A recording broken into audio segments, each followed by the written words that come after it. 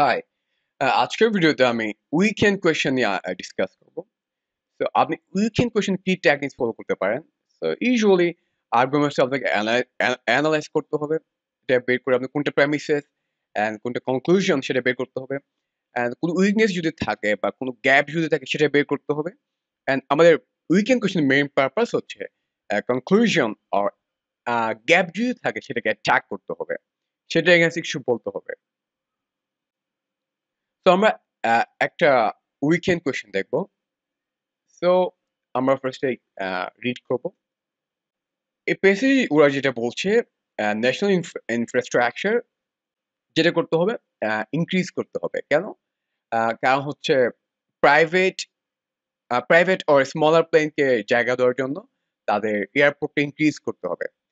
সেটা করার জন্য FAA একটা অথরিটি তারা যেটা করে সব ট্রাভেলার যারা ভিজিট করে এয়ার এয়ারপোর্ট সবার থেকে একটা ফি নিবে।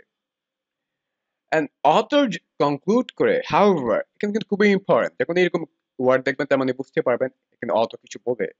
হাউএভার অথর আগের ইনফরমেশন এগেছে সে কিছু বলবে, সে বলছে এই ফিটা হবে unfair.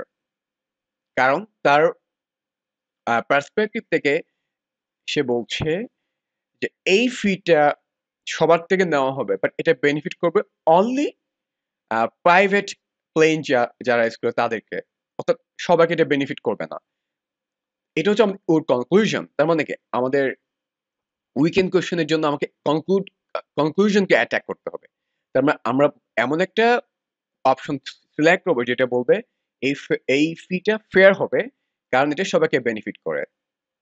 So let's go to option. Okay, এইতে যেটা বলছে যে ন্যাশনাল এক্সিস্টিং যে এয়ারপোর্ট যেটা সেটা সবাইকে বেনিফিট করে, এটা তো মেক সেন্স। এটা কোনো উইকেন্ড করে না, বরং সেটা স্ট্রেংথেন করে। এটা সবাই, এটা যদি অলরেডি বেনিফিট করে, এটা নতুন করে আবার বড় করার কি দরকার ছিল, রাইট? এটা উইকেন্ড করে না, এটা স্ট্রেংথেন করে। So B S out, sorry. B তে যেটা বলছে যে ফিটের খুব একটা ওভারঅল কোনো ইফেক্ট থাকবে না, এটা খুব একটা সেন্স মেক করে না, এটা উইকেন্ড করে না। সো বি আউট করে দিতে পারি। সি তে যেটা বলছে এই এক্সপ্যানশনটা কি করবে, ডিলেটা রিডিউস করবে। অর্থাৎ প্রাইভেট প্রাইভেট প্লেন কি করে কনজেশন করে, কনজেশনের কারণে ডিলে হয় সবগুলো ফ্লাইটসে, সেটা রিমুভ করবে এই এক্সপ্যানশন যদি করা হয়। তার মানে দিস ইজ পারফেক্ট। তার মানে কি এই যে অথর কনক্লুশনের এগেইনস্ট এটা বলছে সিটা, তার মানে এটা সবাইকে বেনিফিট করছে, শুধু প্রাইভেট প্লেন যারা ইউজ করে তাদেরকে না, সবাইকে এটা বেনিফিট করছে। সি, সো সি আমরা এখন রাখবো, যেহেতু এটা উইকেন্ড করে কনক্লুশনের এগেইনস্টে বলে। তো ডিতে দেখি, ডিতে যেটা বলছে যারা প্রাইভেট প্লেন ইউজ করে তারা ওয়েলদি হোক পুয়ার হোক ডাজন্ট মেক সেন্স। এটা আমাদের অথর কনক্লুশনের এগেইনস্টে কাজ করে না, সো ডি আউট। ইতে যেটা বলছে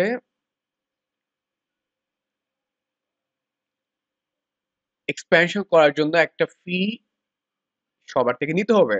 ওয়েল এটা তো অথর ফি এর এগেইনস্টে কিছু বলছে না, সে বলছে এটা আনফেয়ার।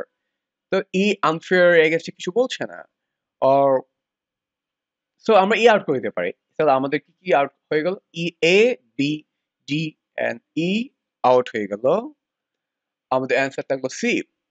তো ই হচ্ছে সি হচ্ছে আমাদের অ্যান্সার, কারণ হচ্ছে এটা অথরের কনক্লুশনের এগেইনস্টে সে কাজ করে।